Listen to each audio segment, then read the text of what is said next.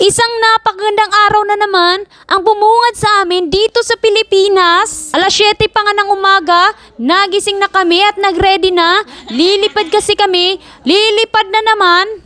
Lilipad na tayo ng lilipad nito, pupunta kami ng Cebu. Dadaan kami bago kami pupunta sa Siargao. Ready na nga at nakapack up na buong pamilya. Sasama nga pala si mama at yung pamangkin ko papunta siya Siargao. Pagkatapos nga pala namin mag-ready lahat, magbe-breakfast pa kami bago kami pupunta sa airport. 12:30 pa kasi yung flight at alas 10 pa kami aalis. Mga 30 to 45 minutes lang naman yung biyahe via Grab from Bellevue Hotel to Terminal 2 na iya. So magta-try sana kami ng ibang food for breakfast, kaya lang hinihila kami ng mga anak ko papunta sa McDonald's. Nasanay kasi yung mga anak ko, paborito talaga ang McDo. So yung in-order nga pala ng mga anak kong kambal is chicken. Si Silas naman is spaghetti. Pagkatapos namin kumain sa McDo, naglakad na kami. Wala nang oras at alas 9:30 na.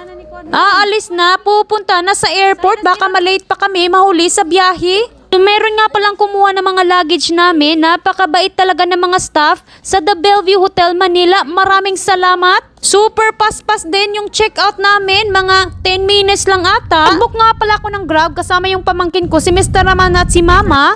Magkasama. Hindi kasi kami magkasya sa isang Grab. Alam nyo naman, 6-seater lang yung maximum. At ang dami pa naming bagahe. So nakaabot na nga pala kami sa airport, 10:30 a.m. At of course, AirAsia walang priority lane sa mga senior at with kids. Kaya naman pumila kami ng mahaba-haba. Wala pang upuan sa nanay ko. Pero okay lang naman, kayang-kaya ni Mama.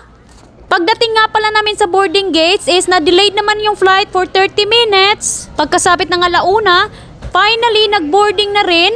At makakapasok na rin sa airplane. So meron nga palang priority lane dito sa boarding gates. Thank God. So pagkapasok namin, marami nga palang pasahero. Na-delayed na lang kami ng 30 minutes. Medyo traffic pala sa NAIA. Pero okay lang, excited naman kami makapunta ng Cebu. So alam nyo ba, nag-aral ako sa Cebu for almost 5 years. Working students. At almost 6 years akong nakatira sa city.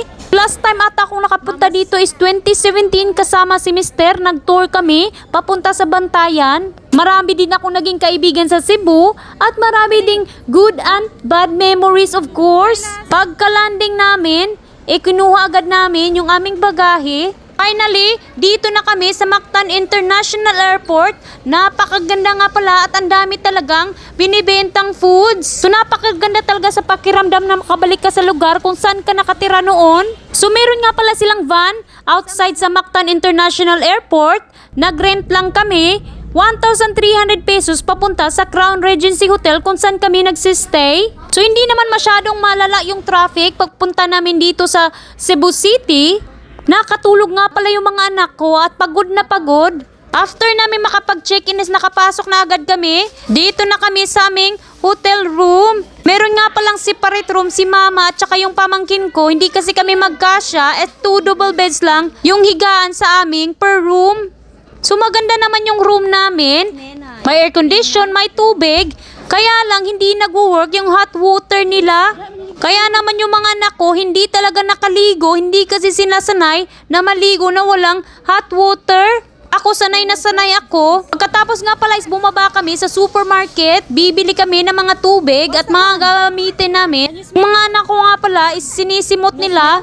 Inaamoy yung tuyo. Siguro gusto nilang kumain ng tuyo kaya lang hindi pa pwedeng magluto. So pagod na pagod nga pala kami sa biyahe namin ngayon at ito lang yung na-vlog namin for today's video. Pahinga lang muna pagkatapos. So guys, thank you for watching this video. I hope nag-enjoy kayo at sa susunod naman na vlog. Bye!